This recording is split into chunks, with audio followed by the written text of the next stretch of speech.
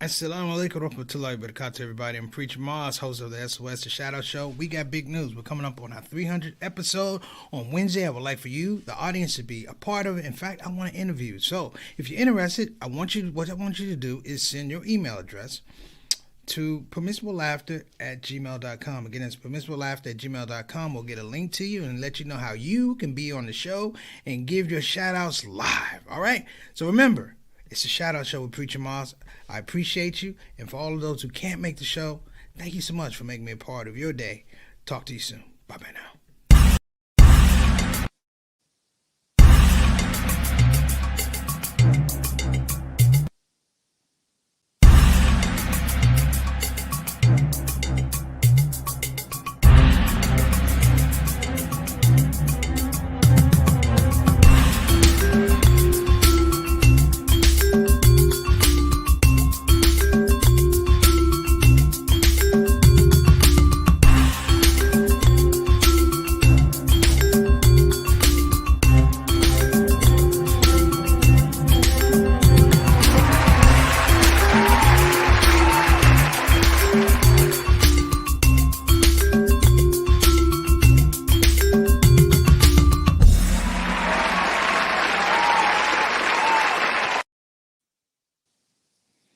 Assalamu alaikum rahmatullahi barakatuh, everybody. I'm Preacher Miles, host of the SOS. Hope you're having a wonderful day wherever you are. You had a wonderful day. You had a productive day. We are on the stripped down, the Shout Out Show unplugged version of the Shout Out Show. We have some technical difficulties with power. We don't have any power right now, but we do have the power, brothers and sisters, of will, and we have the power of being able to do the show from my cell phone. So nobody call me, please. Just correct the whole thing. That's number one. Number two is I appreciate you. You saw the message earlier. Tomorrow is a big day. 300 shows. I am excited, probably more so humble than I am excited, but it's fun to cross the finish line with all of you. So let me say that right up front. If you're coming on the show for the first time, you missed 299 shows, brother. 298 shows. Where you been? I'm kidding. If you come on the show the first time, listen, we appreciate you coming on. Thank you. And make yourself comfortable. I'm Preacher Moss. I'm the host, but I am not the owner. This is just a platform, and this is a platform for the people, the Shout Out Show family, the Shout Out Show soldiers. So I hope everybody is buckled in. We're going to have a little stripped down show because I really believe, hey, we're all getting through this thing. And I just feel like I feel honored. I feel happy. So, like we said, when you're here, you're in it to win it. You got to do that. And so the topic today actually is appreciating difficulty in modern times, appreciating difficulty in modern times. Before we do that, I want to give a shout out to the people who've been riding with me basically since day one on the Shout Out Show. My day ones from day one, as they like to say. Let me run down the list. We have Sister Sultana is our consultant producer. Sister Sultana, let me give you kudos because that thing that you did on Instagram with that little trailer looked amazing. Let me say that we need to do more of that. So stay on me about getting out content for you to do that because that stuff looked amazing. I was really excited. I just want to tell you that if anybody goes to my Instagram page, Instagram stories, you probably go more than I do. But Sister Sultana did an amazing job with that ad. So hats off to you. So y'all pretty much laughing at me like I'm the conductor of conjunction junction. What's that function? But that's okay. I'm just trying to stay warm. Give a shout out, Sister Ike. I hope you're feeling better, inshallah. Coming all the way from Indonesia. Peace and blessings to you, your family, and your mother-in-law.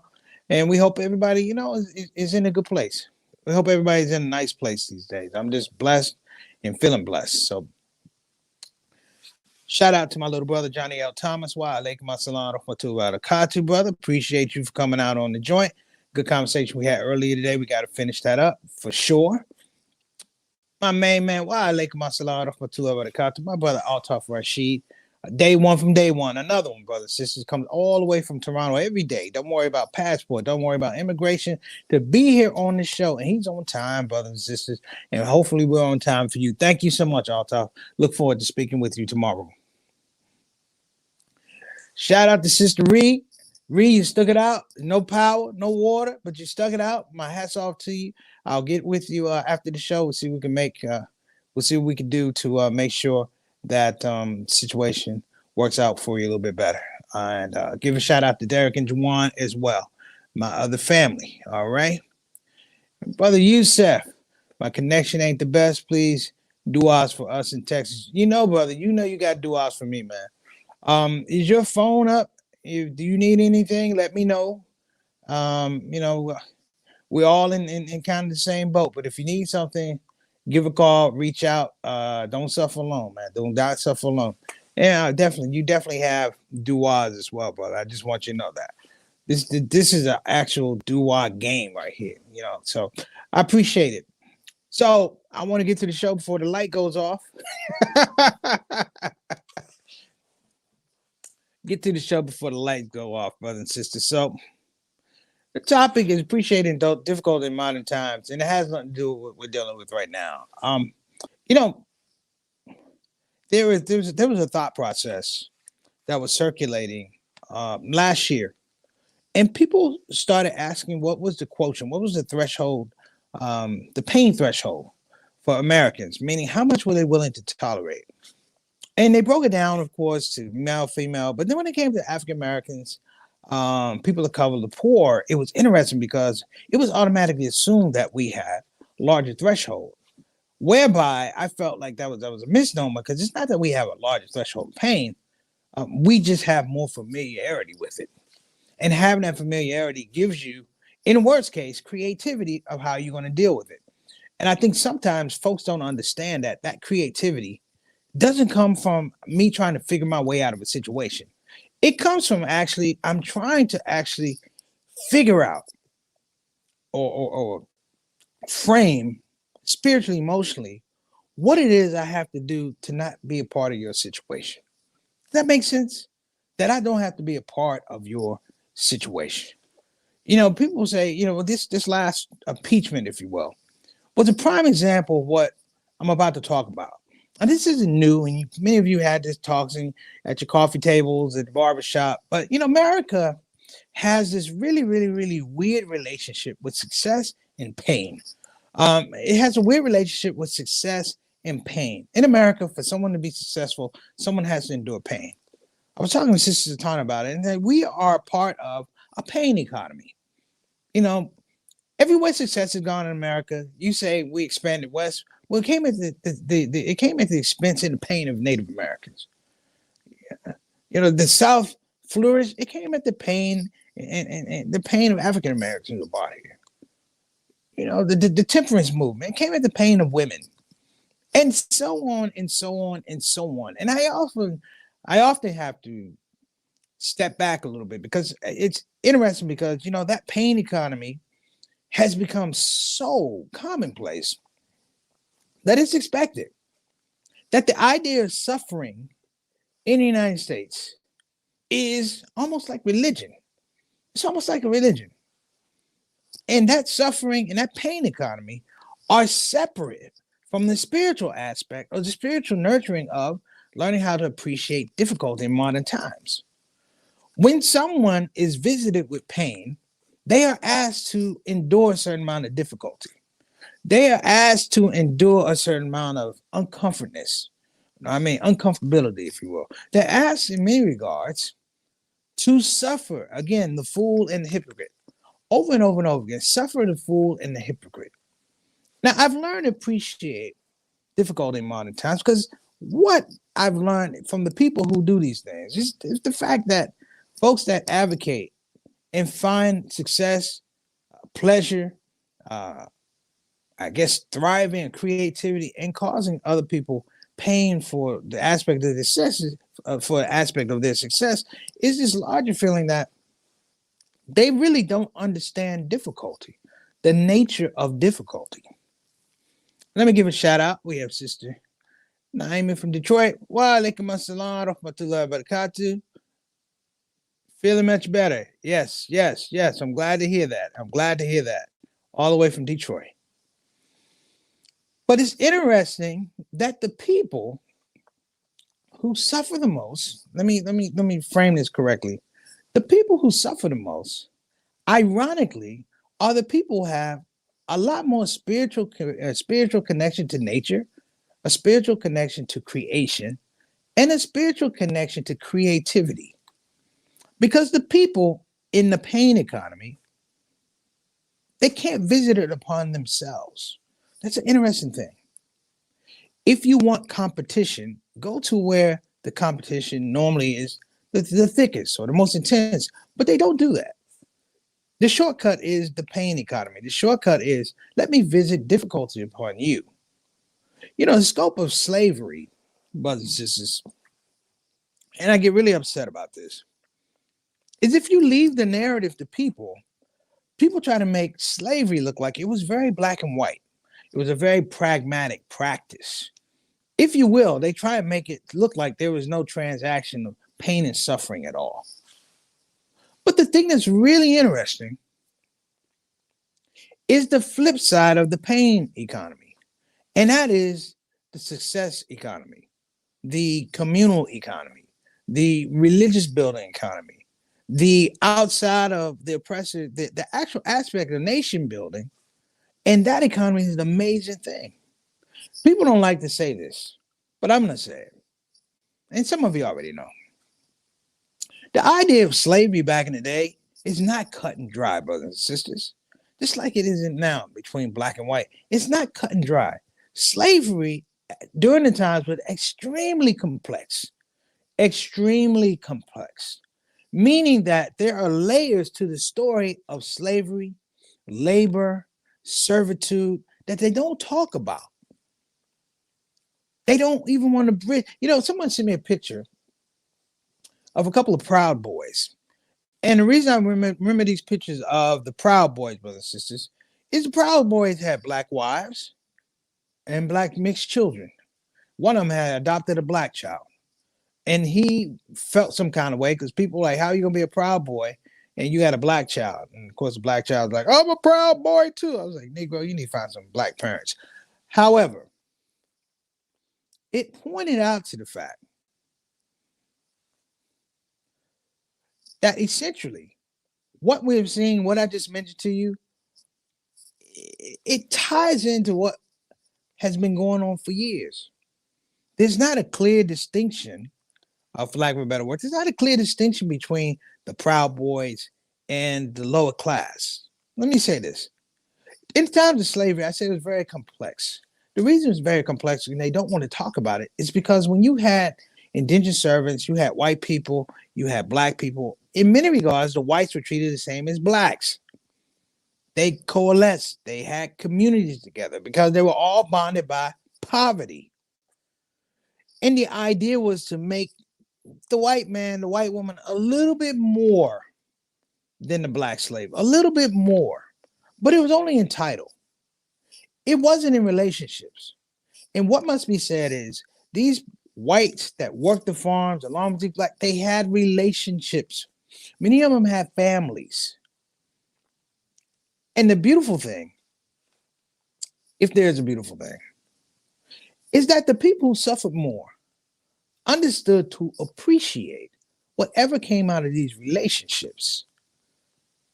Appreciating whatever came out of these relationships. And it was, and I'm saying, I'm trying to frame it or not nuance it, but it was in the worst of conditions.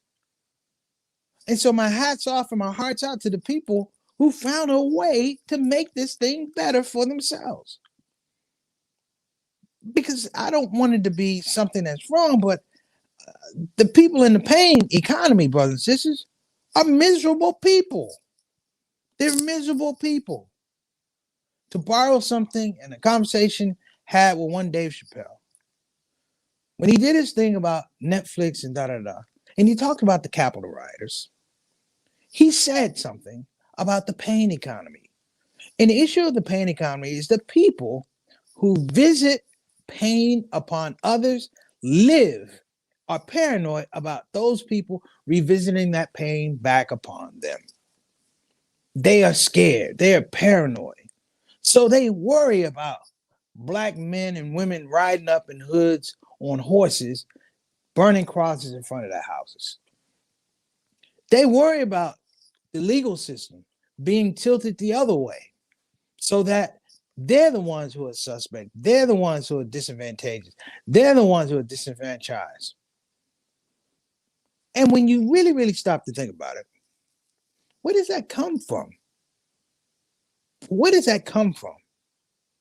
The fact that being said, those people who are visited upon with pain, misery, discrimination, oppression, they have yet to build an institution that mirrors the thing that oppresses them. And that comes from a higher level, if you will. Because I believe appreciating difficulty in modern times, just appreciating difficulty, first recognizing difficulty, and then number two, appreciating what you can get out of difficulty. Appreciating that there's a lesson in this trial that you're going through, whether it's pandemic, whether it's economics, it doesn't matter. You know, I can say a whole lot of things, but I'm gonna say something about most of you guys on the show. I'll give a shout out to Brother Eric. How you doing, Brother Eric? Thank you for coming. We're having a great show tomorrow. 300 show, bro, brother. Well, we hope you can come through. But let me say something about appreciating difficult in modern times. And I believe that African Americans, Native Americans, Latinos, and the poor can agree with me on this. Appreciating difficulty comes from a very, very healthy balance, organic balance of understanding what to be thankful for. And the flip of it is to be thankful when things are good, to be thankful when things are bad, to be thankful when things are okay. But the idea of appreciating a situation and having the wherewithal, the spiritual space, the third eye to say that somewhere along there, there's some opportunity here. Somewhere along there, there's a lesson to be learned. Speaks to the heart of the person who wants to be a scholar, a student of knowledge. Speaks to the heart of a person who says, there's something in the world that I can benefit from every day I get up. I'll give a shout out to Sister Jasmine Fruits call away from the UK. Assalamu alaikum wa rahmatullahi wa barakatuh. Sister, hope you're doing well and you and your family are blessed. Give them my salams. But let me tell you something about America.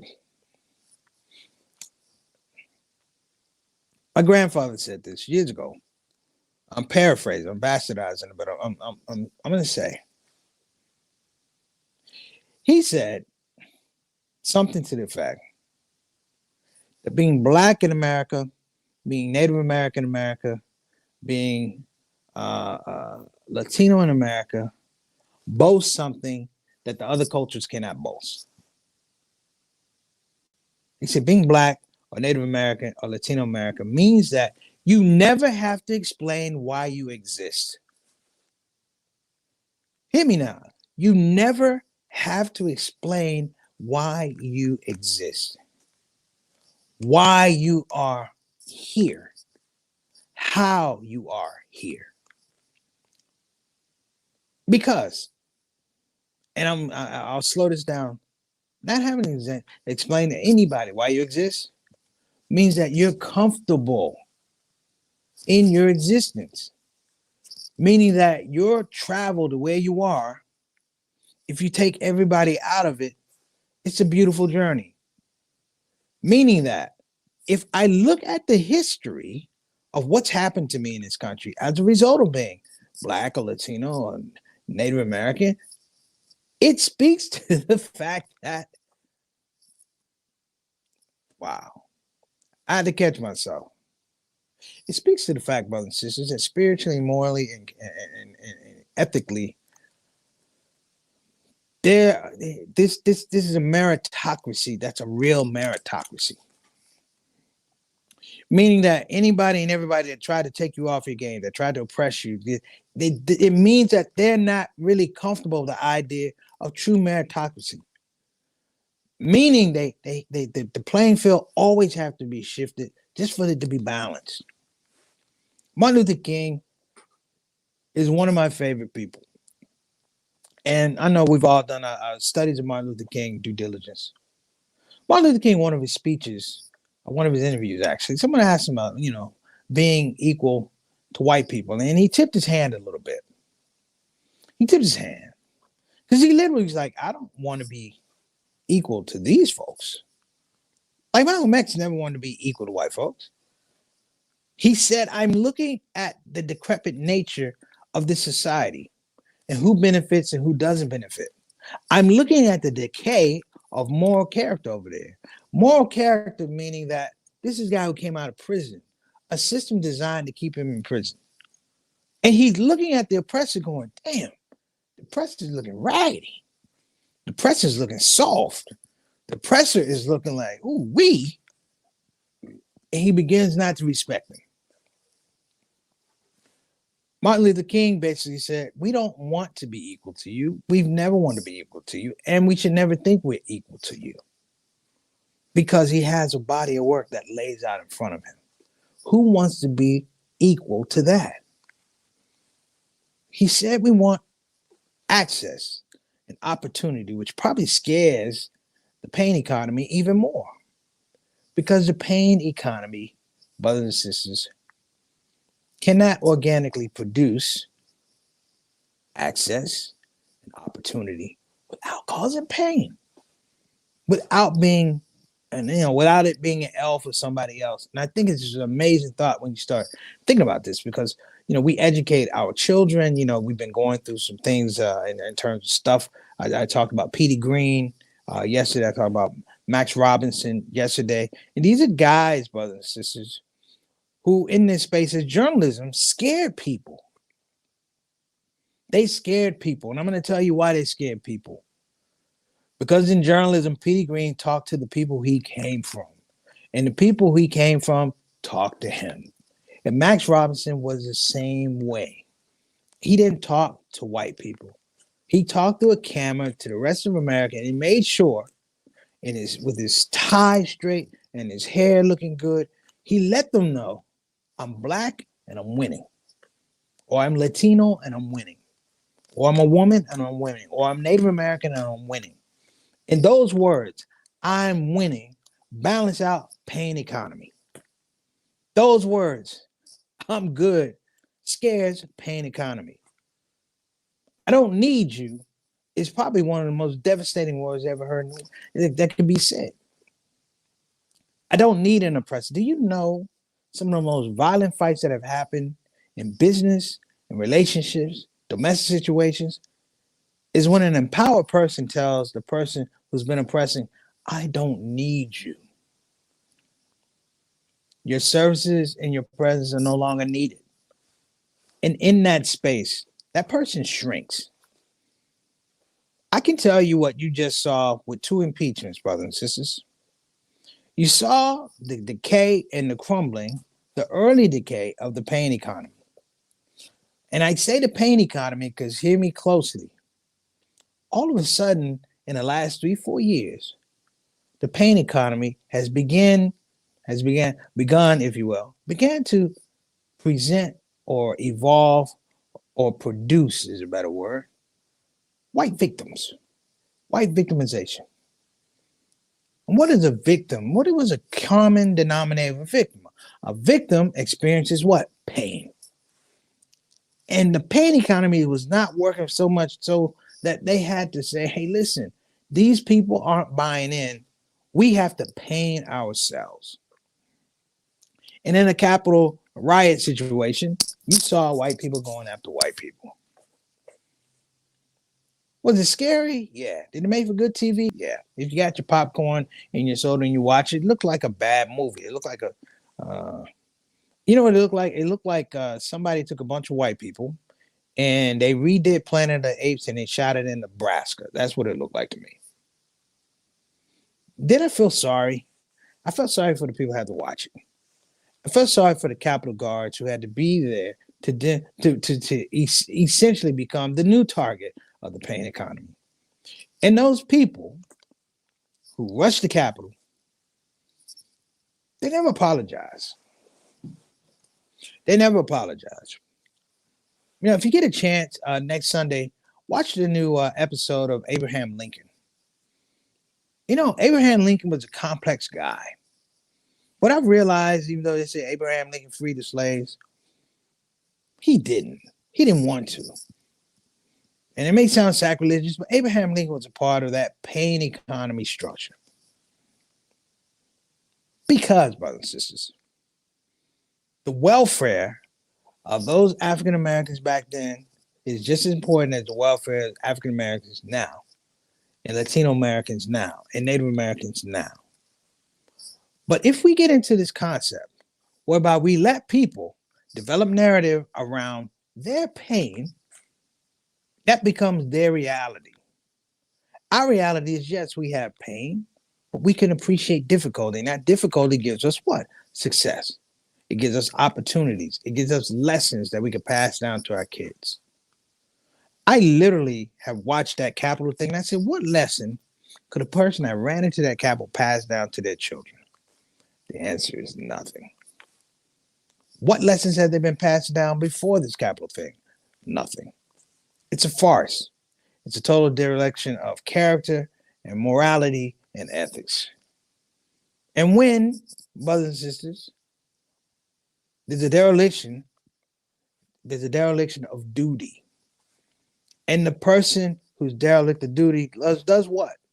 They attack the people who hold to their duty, that do their duty, that do their jobs. So again, appreciating difficulty in modern times is saying yes more often to the fact that these people are problems.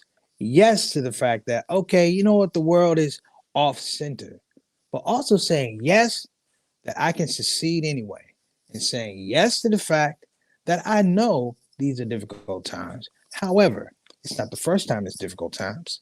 And yes to the fact that there are people who came before us who had even more difficult times, which should be inspiring to us.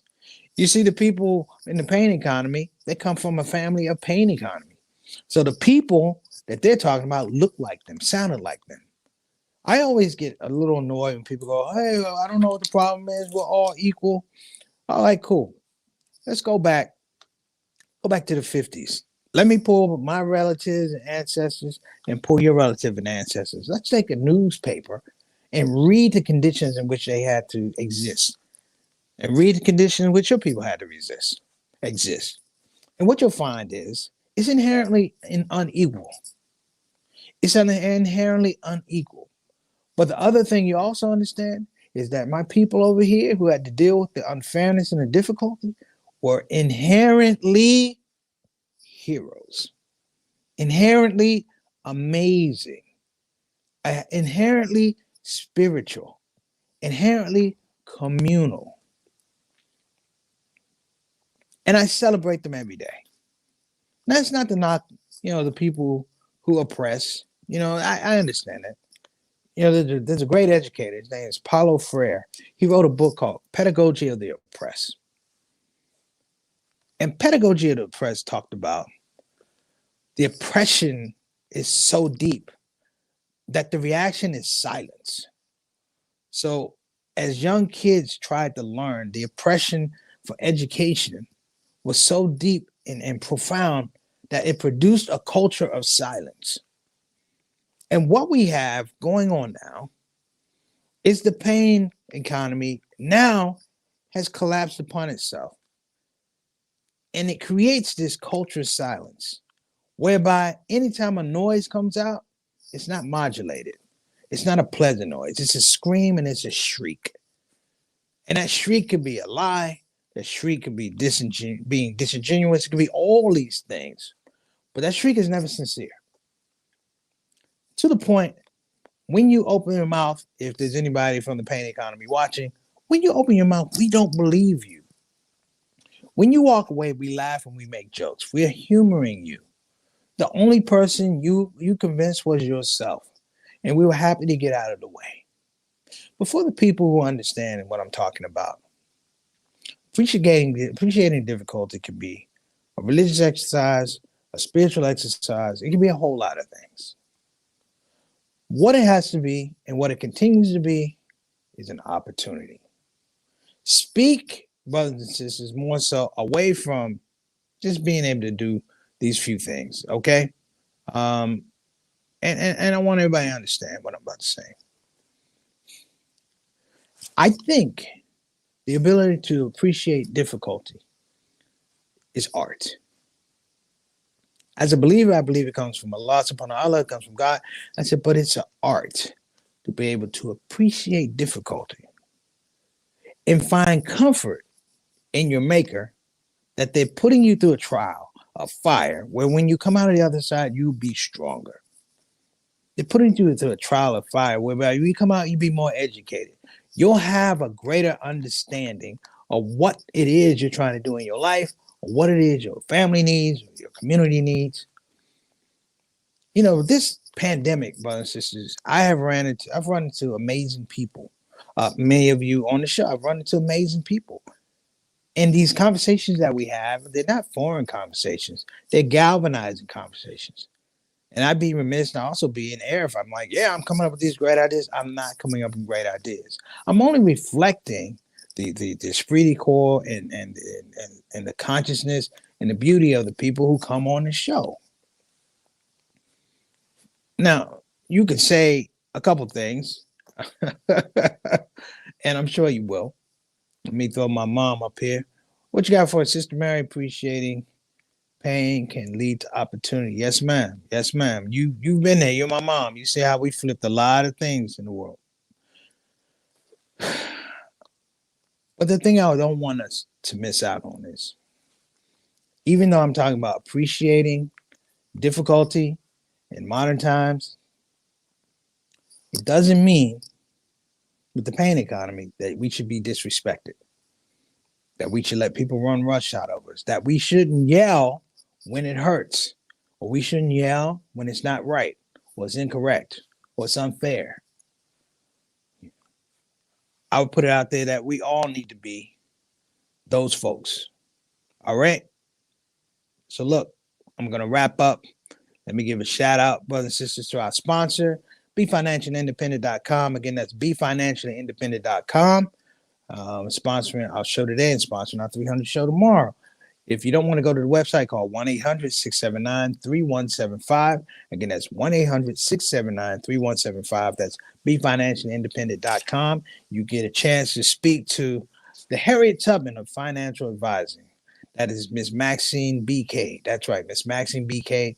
And what's her job? She's trying to lead you to freedom, away from the debt of slavery. I like the way she came up with that. That's right, the Harriet Tubman of financial freedom. So look, you guys have been great. I have to get out of here before my phone dies. You know, this is like a little impromptu rig. I hope it worked out for you guys, because otherwise we weren't going to have a show today. But again, what we do, we appreciate difficulty, at least this time. And you know what? I have fun. Thank you guys for coming on the show. And I hope to see you soon. We will wrap sooner than later. But think about this. And in difficulty, appreciating difficulty. This is the one thing I want to say. And then I get off my soapbox. It's appreciating difficulty in modern times bolds the fact that you got to appreciate yourself in difficult times. Appreciate yourself in difficult times. All right. Let me get you guys the website. The email for tomorrow's show. I'll be getting out the link to all of you that sign up. Rhea, I got yours. I'll be sending you, text it to me. I got it. Again, that's permissiblelaughter@gmail.com. Again, that's permissiblelaughter@gmail.com. And I hope to see all of you, not so much in the comment section. I want to see you on the show, and I'm going to be asking you some questions. I want to know about the Shout Out Show family. So we're going to be celebrating our 30th 300 show. And I humbly, at 299 shows, I thought about this, and I'm like, man, that's amazing. Not so much amazing for me. It's just amazing that you guys come to the show, and I appreciate you. So last word goes to Miss Maxine BK. As the saying goes, no pain. As the saying goes, there's no gain without pain. There you go. But we don't want to be in that pain economy, Sister K. We don't want to be in the pain economy. All right. All right. So listen, you guys, you gotta go. But don't forget, BeFinanciallyIndependent.com or call 1-800-679-3175. Okay, family, I got to bounce. You guys have been beautiful. And I'm going to see y'all tomorrow. I'm looking forward to it. Okay, take care. Assalamu alaikum wa rahmatullahi wa barakatuh.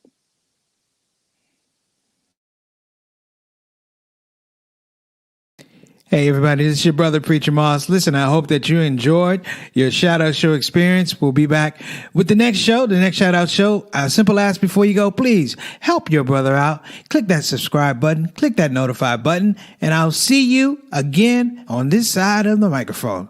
You probably wonder what that smell is. That's me. I smell good. And the reason I smell good is because I use oils from Tarif Altar. So I'm not saying you can't smell good. I'm not even saying you stink. I'm saying you have the opportunity to smell exquisite. Check out TarifAltar.com for some of the best oils and scents in town.